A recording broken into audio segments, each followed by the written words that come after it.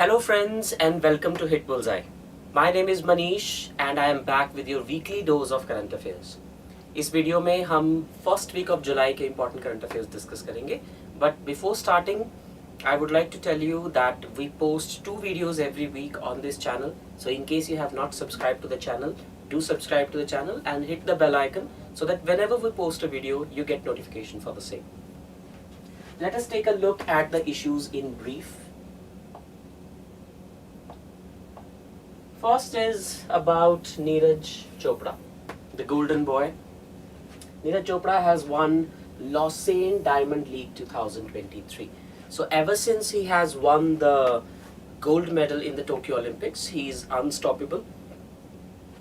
Although there was an injury that that set him back and he could not participate in a few competitions, but whenever he does, he makes it a point that it counts. Either he wins a gold medal or a silver. That has been the trajectory for the last 3 years or more than 2 years, I would say. So now he has won the Lausanne Diamond League. So we'll take a look at this. Next, Tushar Mehta has been reappointed as the Solicitor General of India. The second highest law officer of the country is the Solicitor General of India. So Tushar Mehta has been reappointed to the same designation. Michael Rosen has been awarded the Pen Pinter Prize 2023 for literature. So we'll take a look at what this award is and who is Michael Rosen. India's first indigenous 700 megawatt nuclear reactor has started operating, which is a huge, I would say, significant landmark for India in terms of indigenization of technology as far as clean energy. SAFF Championship 2023 of football has been held and India is the winner. We'll take a look at this. Next. Iran has finally become a full member of Shanghai Cooperation Organization. Its meeting was chaired by India, by Prime Minister Narendra Modi, and on that occasion Iran has become the 9th member of the SCO. Next, Meta, which is the parent company of Facebook, has launched a new app to give competition to Twitter. Next, Japan-India joint military exercise GIMEX has taken place. And finally, HDFC, after the merger with HDFC Limited, is set to join ranks in the world's most valuable banks. इस bank का size इतना बड़ा हो गया है कि अभी दुनिया के सबसे बड़े banks में से count होगा. Let's take a look at all these topics in detail. First of all is Nira Chopra winning the Diamond League. तो ये Diamond League जो है athletics में होती है, track and field events में होती है. And ये वाली जो Diamond League है Lausanne में हुई है. Lausanne is in Switzerland. And it is also, this is a coincidence, it is also the headquarters of International Olympic Association. International Olympic Association. उसके headquarters भी यहीं पे है.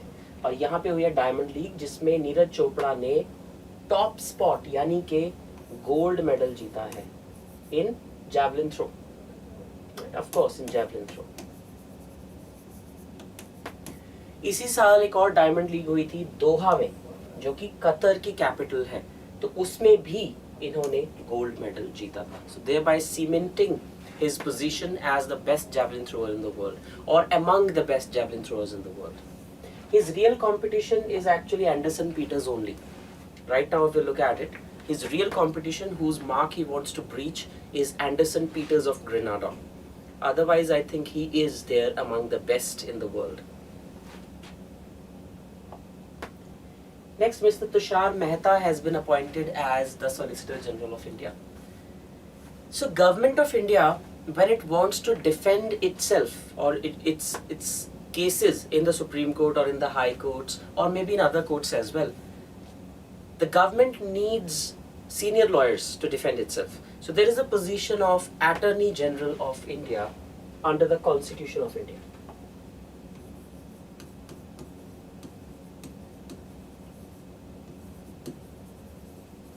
Attorney General of India is the highest law officer of India, and right now the Attorney General is Mr. R. Venkatramani.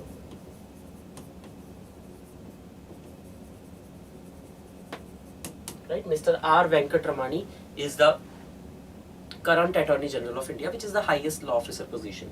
And this position is constitutional, यानी कि इसकी provision Constitution में, भारत के संविधान में दी हुई है. लेकिन Solicitor General की position constitutional नहीं है. It is not mentioned in the Constitution. It is statutory in nature. It has been created by a law and not by the Constitution. That does not diminish its importance though, because it is one of the highest law officers in the country after the Attorney General. So he plays a crucial role in representing the government's interests in various legal matters. तो जो important legal cases हैं, जो सबसे important case government को लगता है, उसमें Attorney General represent करते हैं government को, और जो उससे next level cases होते हैं, like at level 2, उससे एक level कम, उसमें Solicitor General जो है वो government की side रखते हैं, mostly in the Supreme Court. So Mr. Tushar Mehta is the Solicitor General again, like earlier also he was, and now again he has been reappointed.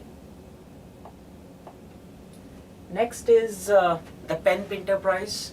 So Mr. Michael Rosen is the winner of the Pen Pinter Prize, and he is aged 77.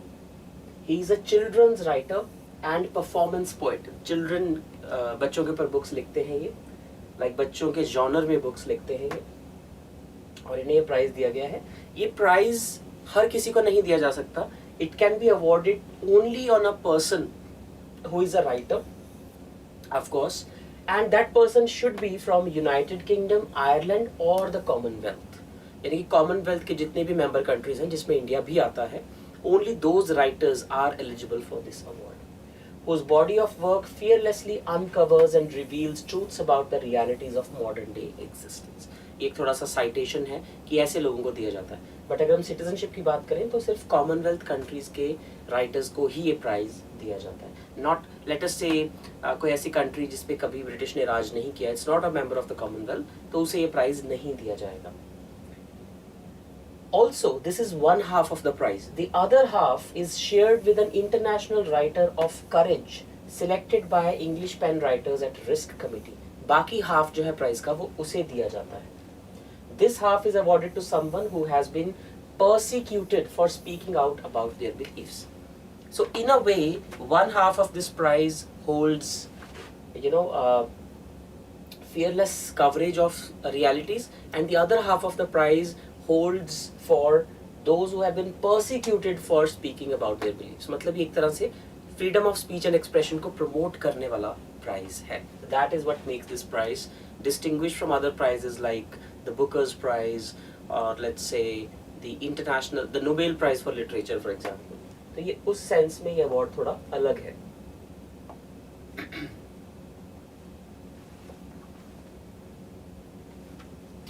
Next, India's first indigenous 700 megawatt nuclear reactor. It does not mean that this is the first nuclear reactor of India. There are so many nuclear power plants in India which are working. But this is, the key word here is indigenous. So until now, whatever nuclear reactors we have built in India, there are so many nuclear plants in India where there are nuclear reactors. So all those nuclear reactors have been built in India with assistance of some other country. It can be Russia, Germany, France, US, different countries. And their companies have assisted us in building those nuclear reactors for electricity generation. But for the first time, this is indigenously developed. So we have not taken the help of any other country. That is what makes it significant. कहाँ पे बनाया हमने ये? Kakrapar atomic power project in Gujarat. तो काकरापार जो atomic power project है ये गुजरात में है. और पूरे इंडिया में कुछ 7-8 ही न्यूक्लियर पावर प्लांट्स हैं हमारे, जैसे कि Narora in Uttar Pradesh. These are very important. So Narora is in Uttar Pradesh. Rawat Bhata is in Rajasthan.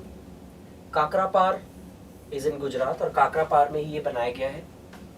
Then Tarapur power station is in Maharashtra. Kaiga is in Karnataka. Kudankulam is in Tamil Nadu. These are some of the important ones. So Kaiga, Karnataka, Tarapur, Maharashtra, Kakrapar, Gujarat, Kudankulam in Tamil Nadu. This is one of the latest power plants to be set up around 2010-11. Then Narora in your Uttar Pradesh and Rawat Bhata in Rajasthan. So this indigenous power reactor has been built in Kakrapar power project in Gujarat, और इसका नाम रखा गया है KAPP3, Kakrapar power project number 3। इसका third reactor होगा शायद ये, इसलिए इसका ये नाम रखा गया है। This is really important because अगर हम ये टेक्नोलॉजी इंडिजिनसली डेवलप करने लग जाएं तो जो इंडिया का क्लाइमेट चेंज को रिवर्स करने के लिए टारगेट है कि 2030 तक हमने late us say 50 gigawatts electricity we have to generate from nuclear energy, तो वो हम मीट करने में बेटर प्रोग्रेस कर सकते हैं। Otherwise so we will not have to be dependent on other countries कि वो हमें असिस्ट करेंगे तो हम न्यूक्लियर पावर प्लांट्स बनाएंगे, हम खुद ही बना सकते हैं। That is what makes it important. And also this is just the first one that has got operationalized. There are many others which are in the loop and they will start getting commissioned in the next few months.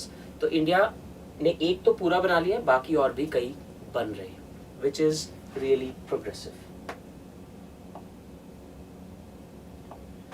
Next, SAFF Championship. This is South Asia Football Championship. तो इस championship में India जीता है, of course. So India has defeated Kuwait to secure the SAFF championship in Bengaluru. Bengaluru में final हुआ, India defeated Kuwait. Latest FIFA rankings में Indian team का rank हालांकि 100th आया है। पहली बार ऐसा हुआ है कि Indian football team, national football team जो है वो दुनिया की टॉप 100 टीम्स में आई हो, which shows that we are way far behind from playing, let's say, the next FIFA World Cup or competing at the international stage, but it is an improvement from the previous self. So our rank used to be 110, 105, something like that. For the first time we have broken into the top 100, and around the same time we have won the SAFF championship. And this man you are seeing over here, अगर आप इन्हें नहीं पहचानते हो इसका मतलब football India में बिल्कुल भी पॉपुलर नहीं है। You know, imagine यहाँ पे किसी क्रिकेटर की फोटो होती, I'll take 10 names and all of you will instantly be able to recognize Sachin Tendulkar, Rahul Dravid, Saurav Ganguly, Rohit Sharma, Hardik Pandya. If I take 15-20 more names, you will be able to recognize. But here this man is the captain of the Indian national football team, right? And I'm sure 10 of you, if you're looking at this video, out of 10, at least 8 people will not be able to recognize who this person is. Yes, anyone watching live, do you know who this person is? Comment in the comment section if you know his name. And do not Google. That is the condition.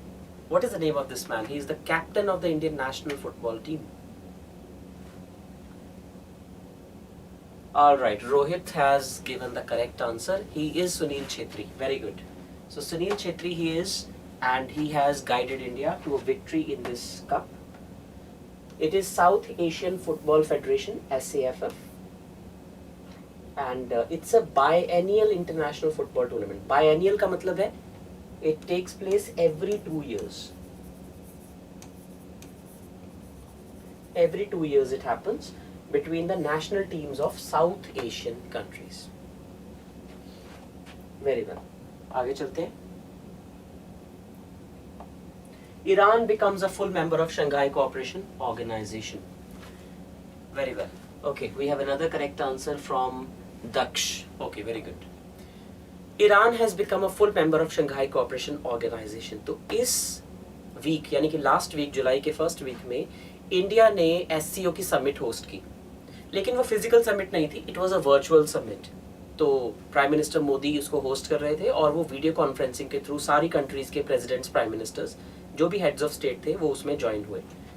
So Shanghai cooperation organisation का India इस साल president है, जैसे G20 का भी India president है। तो SCO जो है इसकी शुरुआत हुई थी 1996 में एज शंघाई 5। शंघाई 5 5 कंट्रीज थी जो मिलके शंघाई 5 बनी, and those countries were China, Russia,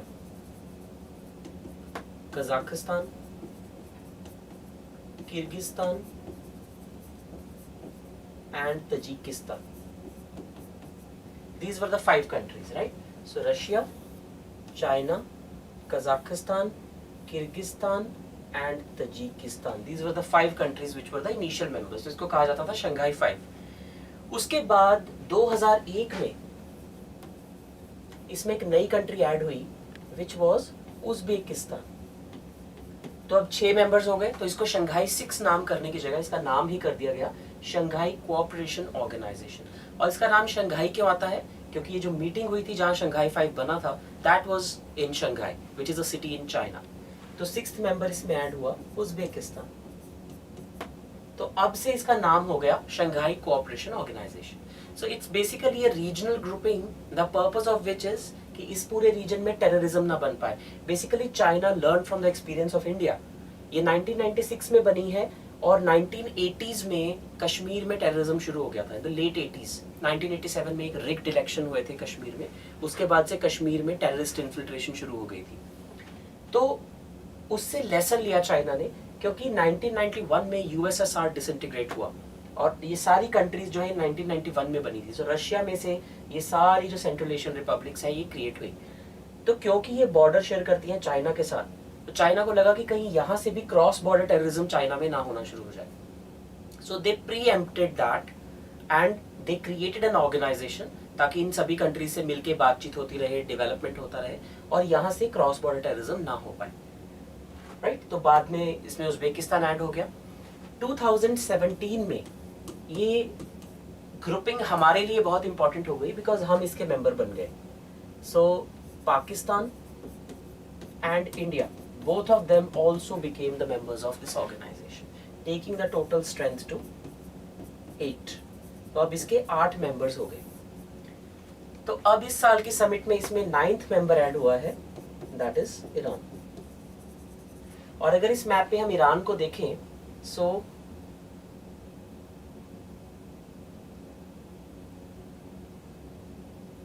this is Iran, right, this is Iran. So India, Pakistan, इसके ऊपर ये वाली जो कंट्री है दिस इज अफगानिस्तान। इस तरफ को आ जाए तो this is Iran. So Iran is on the north of this strait of Hormuz. तो Iran is now a member, यानी कि उसी रीजन की एक्सपेंशन है। ऐसा नहीं है कि कहीं और ही किसी रीजन की कंट्री को हमने मेंबर बना लिया, दैट्स नॉट द केस। यानी कि अगले अगर कोई मेंबर्स बने इसमें, and if we say that this is a regional organisation, तो लॉजिकली अफगानिस्तान मेंबर बनना चाहिए, तुर्कमेनिस्तान बनना चाहिए, right, Iraq बनना चाहिए, that would be a logical expansion of it. Anyway, so this is the new structure. Now they have 9 members including Iran. और Iran ने पिछले 10-15 साल से एप्लीकेशन डाली हुई थी, तो फाइनली अब एक्सेप्ट हुई है। नेक्स्ट एक कंट्री है जिसने ऑलरेडी अप्लाई कर दिया है, and that is Belarus. Belarus is going to become the 10th member. It's going to take a lot of time, but it is certain that next जो भी बनेगा वो बेलारूस ही बनेगा इसका अगला member. So that is about Shanghai Cooperation Organization, and Iran is its new member. If we talk about the geopolitical significance of it, it has now become a quintessential anti-West organization. अगर आप इसको ध्यान से देखो, western countries जैसे अभी पिछले महीने G7 की मीटिंग होके चुकी है, तो G7 की मीटिंग में उन्होंने अपनी 2 कंट्रीज को बहुत ज़्यादा उनकी they bashed those 2 countries, and those were China and Russia. Right, Russia को इसलिए क्योंकि यूक्रेन में वॉर चल रही है, और चाइना को इसलिए because so many activities going on in the region, South China Sea, East China Sea, expansionism, all that, and now Iran also. So these are the 3 sworn enemies of US. So now all these 3 are the members of Shanghai Cooperation Organization. So this grouping is being seen by the Western media and the Western policy analysts as a anti-NATO grouping, because it's a sort of a military alliance. कहीं पे कहा नहीं गया है कि military alliance है, लेकिन अगर ये openly बोले कि हम military alliance है, so it will be like the new Warsaw Pact. It will be like the antithesis to NATO. अभी तक कोई कह नहीं रहा है कि SCO एक military alliance है, इसको regional security grouping ही बोला जा रहा है, लेकिन West ऐसा perceive करता है that this is a sort of a military alliance. तो अगर कभी NATO मिलके रशिया पे अटैक करना चाहे, then there is a possibility that all these countries also will, collectively attack the NATO forces. जिसमें बाकी तो छोटी-छोटी countries हैं, but India and China are the 2 major players in the region.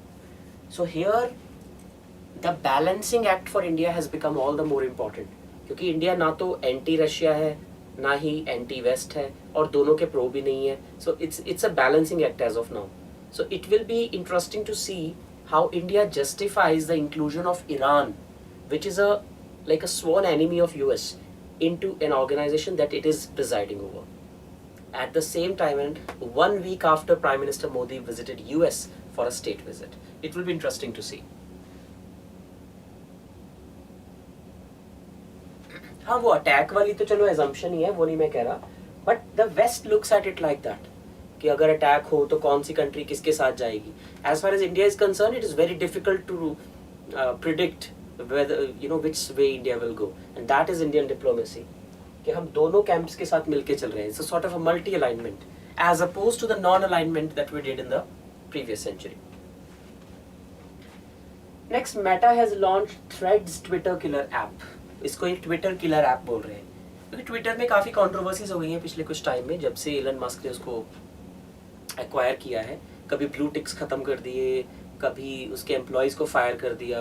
अभी I was reading this news yesterday that mister Elon Musk has filed a case और lawsuit against the law firm which consulted Mr. Elon Musk and urged them to acquire Twitter. Now Mr. Elon Musk thinks that it was a very loss-making deal, right? But many people believe that it is Mr. Musk who could not run Twitter the way it was supposed to be run. There was a lot of controversies apparently. तो अब उसको counter करने के लिए Meta ने अपनी app launch कर दी है, which is the Threads app. So it remains to be seen कि ये Twitter के कितने you can say subscribers को अपने पास ले जाती है. Next is GIMEX 2023, which is the joint military exercise between Japan and India. So GIMEX is basically an acronym. Japan India Maritime Exercise. GIMEX. Japan India Maritime Exercise 2023. और ये विशाखापट्टनम में हुई है. विशाखापट्टनम. राइट तो हर साल होती है ये जापान और इंडिया की नेवीज में इंटरऑपरेबिलिटी बढ़ाने के लिए. 2012 से हो रही है. इस साल ये 11th जाइमैक्स है जो कि हो रही है. To enhance the interoperability and cooperation between the Japanese maritime forces and the Indian navy for security in the region. वही हमेशा इसका पर्पस होता है.